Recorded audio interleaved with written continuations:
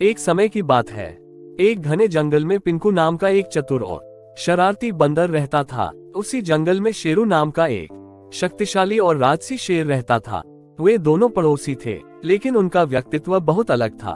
पिंकू नाम का बंदर हमेशा ऊर्जा से भरा रहता था और उसे जंगल में अन्य जानवरों के साथ मजाक करना पसंद था।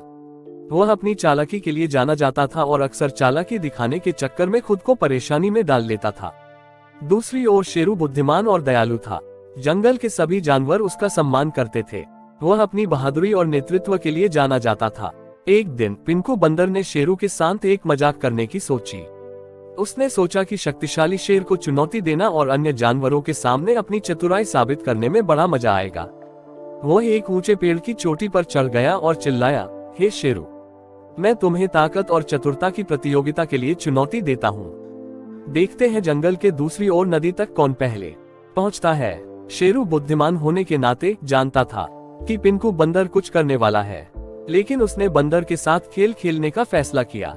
शेर बोला, बहुत अच्छा पिंकू, मैं तुम्हारी चुनौती स्वीकार करता हूँ। जंगल के अन्य जानवर प्रतियोगिता देखने के लिए इकट्ठा हो गए। शेरू और पिंकू प्रतियोगिता के लिए तैयार होकर साथ साथ खड़े हो गए। जैसे ही दौड़ शुरू हुई, पिंकू अपनी चतुरता का उपयोग करते हुए एक शाखा से दूसरी शाखा पर झूलते हुए आगे बढ़ता गया। वह तेज और फुर्तीला था और उसे विश्वास था कि वही जीतेगा। दूसरी ओर शेरू जंगल में शांति और स्थिरता से चलता रहा। वह जानता था कि पिंकू के साथ दौड़ना उचित नहीं होगा, क्योंकि उसे ताकत के लिए बनाया गया था, बंदर की तरह उछल कूद करने के लिए नहीं। जैसे ही पिंकू आधे रास्ते पर पहुंचा, वह यह देखने के लिए पीछे मुड़ा कि शेरू कहाँ है। उसे आश्चर्य हुआ कि उसे शेर कहीं भी दिखाई नहीं दिया। पिंकू बंदर यह सोचकर खुश हो गया कि उसने शेर को मात दे दी है।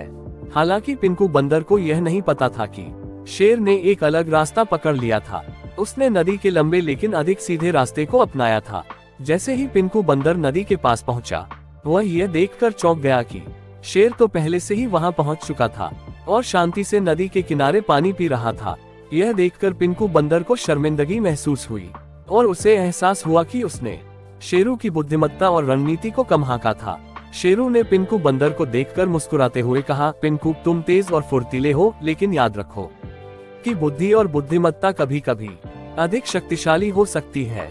पिंकू को शेरू की बातें सुनकर थोड़ा अच्छा लगा और उसने स्वीकार किया कि शेर को चुनौती देना उसकी मूर्खता थी। उस दिन के बाद से पिंकू बंदर ने दूसरों के साथ छल और मजाक करना बंद कर दिया और ज्ञान और नेतृत्व के मूल्य की सराहना करना सीख लिया।